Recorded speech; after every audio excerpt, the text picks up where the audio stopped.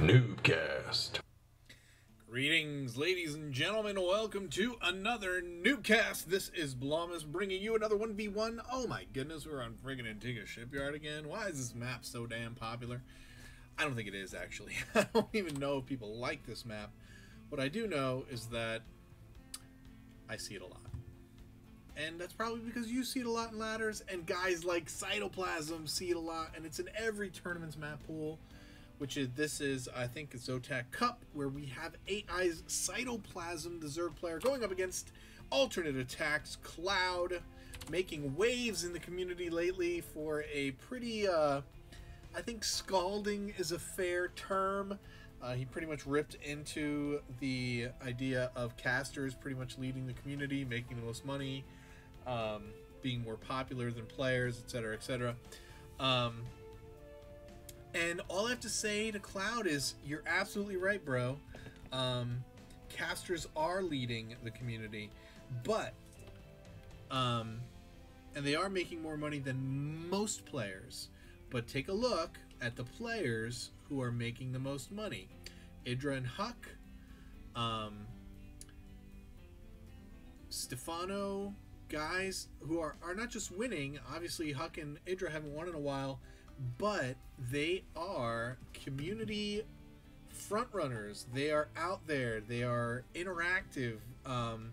They get into it with their fans. They get into it with the community. They post on Twitter. They make videos.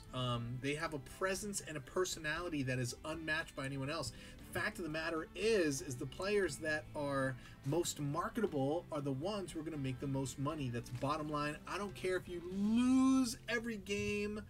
Look at Destiny, man. Destiny probably makes more money. He definitely makes more money streaming than anyone else. And I've heard it said he makes around 60K a year streaming. I'm not gonna, take that as gold, but still, if he's making 60K and he's only streaming, imagine if he was a better StarCraft player and actually won stuff. He would make a shit ton of money. The rumor is that Huck and Idra's contract with EG are both around 6 figures. And of course they get to keep all of their prize money. So if they're winning plus making that kind of money on a contract, there's no caster, maybe Day 9 makes 6 figures a year, maybe. I know Husky does, but that's because of his YouTube channel, not because of his MLG casting. All of his money comes from YouTube because he gets 300,000 views every video. Total Biscuit makes all his money off of YouTube, and he's not even, SC2 isn't even his major thing, and certainly doesn't make most of his money off of StarCraft 2. He makes it off of other games and other videos. But these guys are popular because they're involved in the community. Cloud, you want to be popular? Friggin' sell yourself to the community. That community is who wants to get to know the players, wants to be involved. You think In Control would make a dime if he wasn't just like super congenial and super out there, completely sold out to the fans? And I say sold out to the fans, I don't mean that in some kind of negative way. I mean that in meaning that he gives a damn, that he sells himself to the fan base. And if you want to make money in this business, that's going to be the way to do it, because as soon as you have the fans, you know how many tweets I see? I follow In Control on Twitter. You know how many tweets I see every day that Jeff retweets because someone bought Monster Energy or Steel Series gear because of him? You know how many times I see that every single day? You don't think that's meaningful for advertisers, for sponsorships? Are you kidding me? If you had someone on your Twitter account telling you that they bought a product because of you, because of your support, because they like you, people would throw money at you. They would throw money at you, and you would make more money than anybody else because the community thinks you're awesome. And the community wants to buy stuff you're selling to support you. That's where the money comes from. And if players got wind of that and got hold of that and were able to get out of their own way, essentially, they would make so much more money. There would be so much more sponsorship in gaming, and we wouldn't have to hear all of these casters make more money than players. Crying and whining. Yeah, they make more money than players because they're more marketable, because they're the ones who are getting the idiots who don't know what they're watching to know who you are, and maybe if they like your play, follow you. But if they do that, if they watch Cloud play and they're like, oh my goodness, he totally wrecked that Zerg player, I want to see this guy, who is he? And then they go to your website and they see that you're like you got the personality of a friggin' I don't even know, a dried leaf, then no one's going to pay attention to you. No one's going to watch you. No sponsorships are going to come your way, that's for sure. But look, I'm guessing you're about to do sick run by with these Hellions. Look at that, taking down the creep immediately. That's cool. People like to see stuff like that, Cloud. And then they like to see you go, kabam! Biatch, I got your creep! Or some stupid shit like that. But you're obviously not like that. You know, you're definitely a straighter guy. And by that I mean, certainly not anything, I just mean you're the straight man. You're more a flat personality, is a little bit flatter. And maybe because, you know, of your background, maybe your personality doesn't play well to a Western fan base. And that is something that you need to consider, because guess where all the money is in esports? In the West. And I don't mean Europe, I mean America West. That's a nice block here. Cytoplasm keeping the Hellions in. Now they're all going to die. They've done quite a bit of damage, though. Killed a lot of workers there. And so you got to be... Cloud's probably happy to trade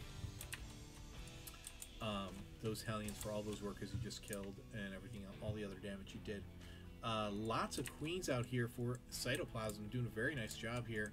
I don't know if I'm done ranting yet, but I want to talk a little bit about this game. We see Cytoplasm with a slight food lead. He's definitely up one base. We see Cloud, though, moving out, taking his third as well. Trying to wall off here against run-bys, and not a bad idea if you're Cloud and Terran on this map. Take advantage of the high ground, leave one tank or so behind, up here, just to guard against Ling run-bys. Apologize for my dog. I'm guessing that Mrs. Blomus is home from work, and he's going to have a fit until she comes inside. I'm actually going to pause this briefly and go and see if she needs any help or anything, bring anything home from work. So I'll be back in a second. You won't even know that I'm gone. And we are back, ladies and gentlemen.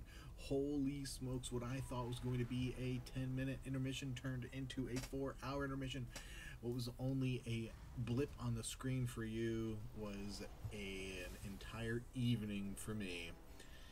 Hopefully it doesn't mess me up too much, though I'm sure it's going to be. We have Cytoplasm totally spreading his creep like an absolute baller.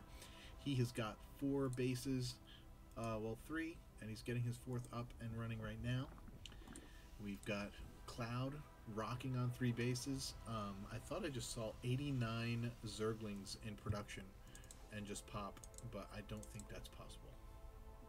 I mean, it's possible, but I think I just miss. Maybe I didn't miss. See, are there more coming? No. 4. Okay, there's only 1. So 3 times 24 is 6. Wow, it's at least 72 there. So, wow. Pretty crazy. Cray. Looks like Cytoplasm going for a huge Ling attack. We've got the Spire just about half. Oh, we have double Spire. Where are they? They're going down back here. It looks like he's going to be going to tech very shortly. We've got +2 in the works for both players. Cloud getting his Marines upgraded, and he's got his combat shield, upgrading his tanks. I have no I should, if I was a better, more professional caster, I would probably start this over, because I really have no idea what happened early on in this game. I know I ranted about Cloud for a while, but since that rant, I have no idea. But he is moving out with a very large force of Marines and tanks. And look at, he's going to meet this creep spread, and he's going to be like, "Wah?" And he's actually going to use scan. Is he going to scan again? Oh, he is going to scan. Going to clear this creep. Here are a very huge force of Lings and Banelings. Look at these bad boys. Looks like he's trying to get us around. No, he's going to go ahead for the run by. Looks like he wants to... Oh, he does have some tanks at home, doing some nice defense, and he's moving his army back. You can see on the mini-map. And Cytoplasm forced to pull back here. We also have these Marines with 2 medvacs getting ready to run in and take down this 4th, but here is a group of Lings and Banelings coming right in from behind. We'll be able to take them down, no problem at all. Cloud does get a pickup on half of those, and he is moving forward with these Marines and tanks.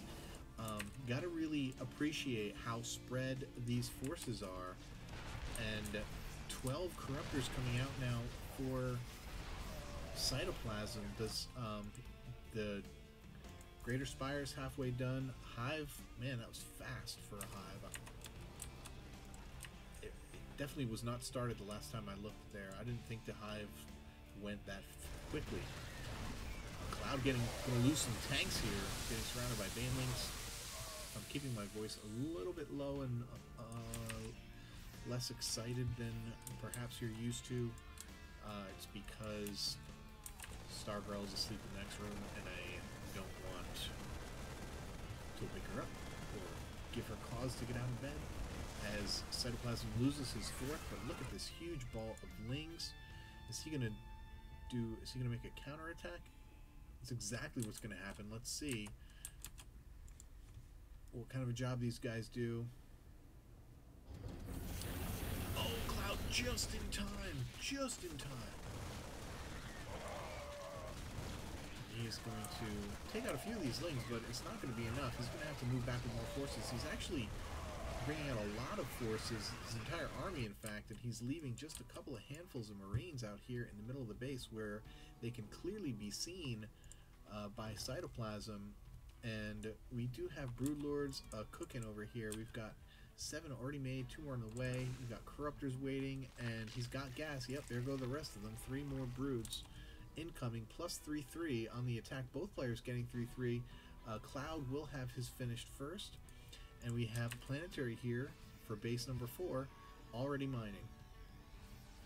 And as you remember, Cytoplasm's 4th went down. Looks like he's putting it back up. Cloud upgrading his heir, going to be making some Vikings to deal with these Broodlords.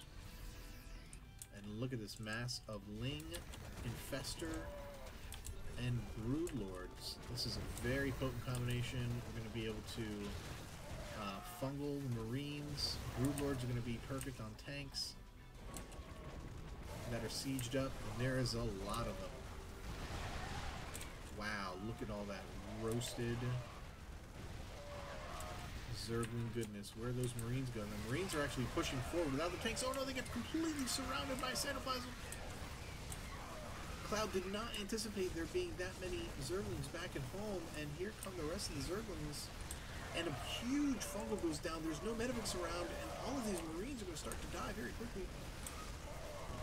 Another fungal into the Marines, and almost all of them down. That is completely cleaned up now. Cloud has lost, it appeared to have lost his entire army there, but if you look at the supply counts, Cloud is still 10 foot ahead. He's got to be, and they're pretty even on workers, so I'm not exactly sure where that's coming from. Okay, we have 3 Thors on the way. Check out, and of course Cloud does have the BlizzCon, or the Collector's Edition Thor, which is pretty stinking baller. So we have some Vikings. I want to check out Units tab. 2 Thors, 7 medevacs is a lot for a TvZ. 5 Vikings, 11 Marauders, about 30 Marines, and okay. relatively, both players now starting to max. They seemed like small armies before, but they have recently maxed things out. Zerglings finding another dropped army, and they were able to take down that hatchery, but Cytoplasm able to put it right back up. And this army very much about protecting this 4th and 5th base if they can, and the problem with having so much creep is your army is going to be seen no matter where you are. And he looks like he wants to get up into that 3rd. He wants to stop mining from there, but unfortunately there's no mining here. Or fortunately, if you're Cytoplasm, you're not really losing anything but the hatchery.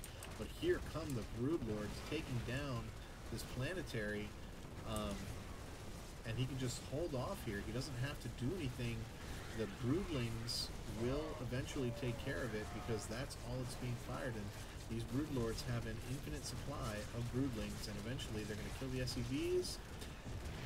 Down goes the planetary fortress, and it looks like we have dual pushing here. Huge army over here for Cloud, pushing in, taking down all of Cytoplasm's tech, getting in, taking down the hive very, very quickly, and down it goes. He probably wants to get in there and take down those spires. He's not even attempting to. Going to instead come in here and take down the rest of these hatches and the spawning pool. And Cloud has a superior force here, actually, but they are separated. He's got 3 Thors and some Vikings still back at his home, and that could prove detrimental as you see the fungus going down on its army, and the Corruptors completely taking down those Vikings, and now the Broodlords can just completely rip through this, even though these Thors are putting some nice volleys on the Broodlords. It's just not enough. And there are queens here for some transfuse if necessary, and down again goes Cloud's army, but once again Cloud, having lost his entire army, still actually just ties up the supply count, and so he is reinforcing, but these reinforcements are going to get cut off by Cytoplasm's army, and here comes Cloud in here to take down this expansion once again, wants to get in there and kill those drones. I think this is the last hatchery. It is, in fact, the very last hatchery. And down it goes. So there is no mining being done for Cytoplasm. If he was going to win, he has to get in and take care of business. Several drones, though. Lots and lots of drones. No money, though. He has enough for 1 hatchery if he decides to build it. Cloud, on the other hand, still has a bit of an income. Not a huge amount. And once he gets his orbital back down that he has moved over from his main, he will be able to mine freely from there. He can move these SCVs over as well if he chooses. What he needs to do is get his army together so he can take care of business. Hatchery going down for Cytoplasm, needs to get that economy back up, some semblance of its former self. And in come the mules. Send in the mules.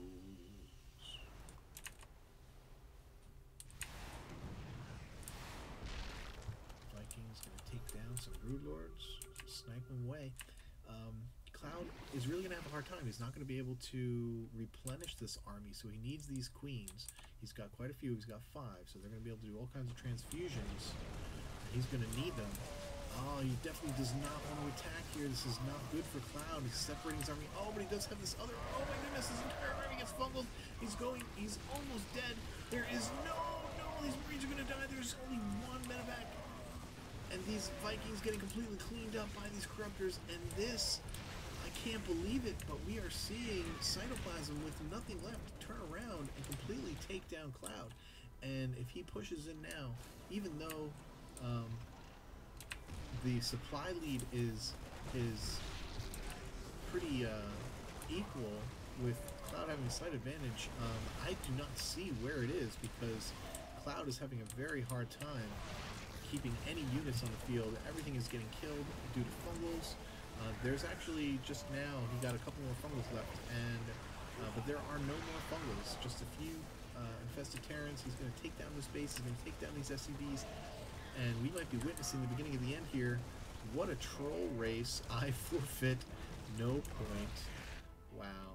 I guess Cloud was tired, was a little tired of it, and I could understand. I could understand. He completely wiped out Cytoplasm's bases. There were no hatcheries left. All he had was a standing army. In fact, Cloud had a pretty hefty food lead over Cytoplasm several times, but it's kind of like Storm. There's a lot of complaints about Storm. Those fungals were amazing. Cloud lost a lot of medevacs due to the high corruptor count of Cytoplasm, so he lost the great healing ability that he had to rejuvenate his army. And Cytoplasm was able to take him down. So you got to give credit where credit is due.